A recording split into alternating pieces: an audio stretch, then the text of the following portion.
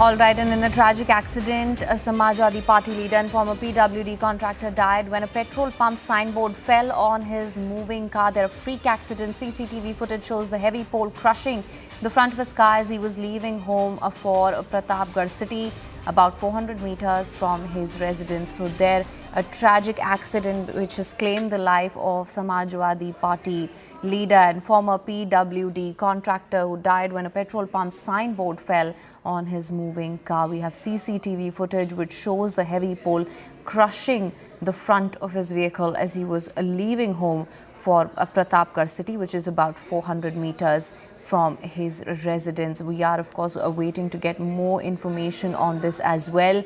This CCTV footage shows 65 feet pole which fell on to the front of this vehicle. You can see on the visuals on your screens right now, extremely tragic incident being reported here. In a tragic accident, a Samajwadi Party leader and former PWD contractor died when a petrol pump signboard fell on his moving car. You can see these are the live visuals that we are playing for you right now. We're talking about the 65-foot tall pole which fell onto the front of this vehicle, the visuals of which you can see on your screen. This is the CCTV footage which we've been able to access.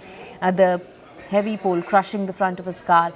This as he was leaving home for Pratapgarh city. That's about 400 meters from his residence. For more on this, we have Amit Singh with us. इसके बारे में और क्या जानकारी मिल पाई है अभी?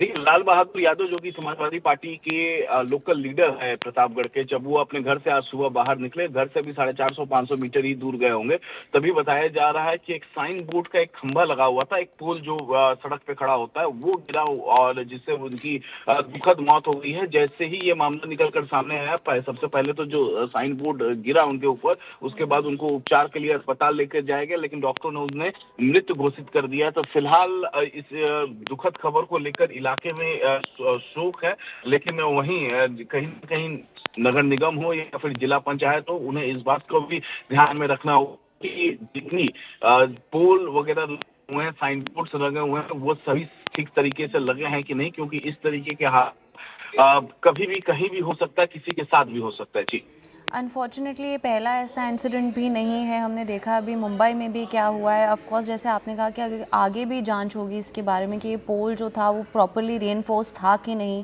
ताकि ऐसा आगे ना हो। जी, जाहिर तौर पे देखिए, ये पहला मामला नहीं है, इससे पहले भी हमने कई मामले इस तरीके का देखे हैं। तो जाहिर तौर पे जांच करने की आवश्यकता है कि जितने भी पोल लगे हुए हैं वो सही तरीके से लगे हैं कि नहीं। और जाहिर तौर पे जो पोल गिरा है अभी लाल बहादुर यादव, जिसकी वजह से उनकी मौत हुई है, ये सही तरीके से गड़ा नहीं होगा, ऐसा लगता है, प्रतीत होता है, क्योंकि मौसम ठीक है, तेज धूप है, जाहिर तौर पर बारिश भी नहीं हो रही है, ना ही हवाएं चल रही हैं, लेकिन उसके बावजूद इस तरीके के पुल बनाए जाते हैं मजबूती से ताकि हवा चले, बारिश हो फिर भी ना गिरे। लेकिन यहाँ बिना बारिश और बिना हवा के भी, यहाँ पर बिना आंधी के भी ये पुल गिरा और लाल बहादुर यादव की मौत हो गई, तो ये चिंता का विषय है। जी बिल्कुल Amit, thank you so much for bringing us the latest on this. Of course, we'll continue to bring you all developments in this case as well. And another horrific accident has